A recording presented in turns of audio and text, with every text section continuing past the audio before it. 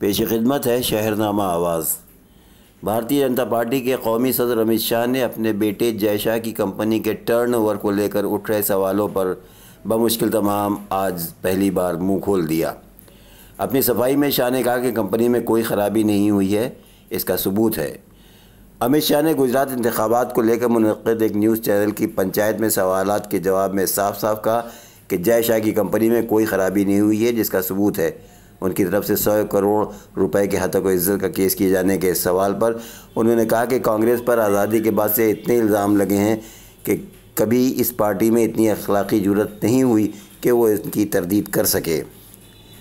बहरहाल अमित शाह आज सवालों के घेरे में फंस गए, लेकिन उन्हीं ने बहरहाल अपने बेटे की सफाई देते हुए और ज़्यादा मज़ीद कुछ कहने से इनकार कर दिया।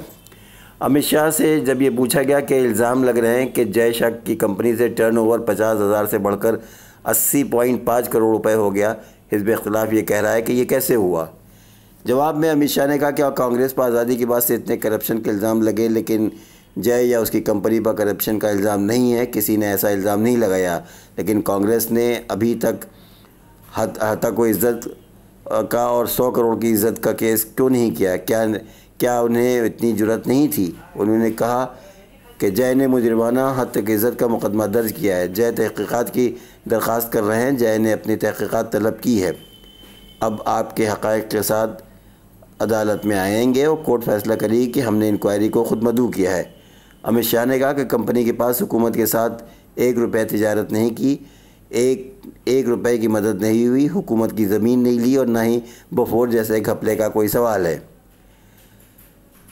शाह ने मज़ीद कहा कि हिज़्ब इख्तिलाफ का कहना है कि अगर बहुत से 1000 गुना इजाफ़ा हुआ तो इसका कारोबार होता है। अगर 10 मिलियन की कंपनी है तो ये कहा जाएगा कि 1 मिलियन बार की तब्दीली में इजाफ़ा हुआ है। ये खालिस तौर पर अजनबी तबादले का कारोबार है जिसमें मुनाफे बख्श और कम मुनाफा है।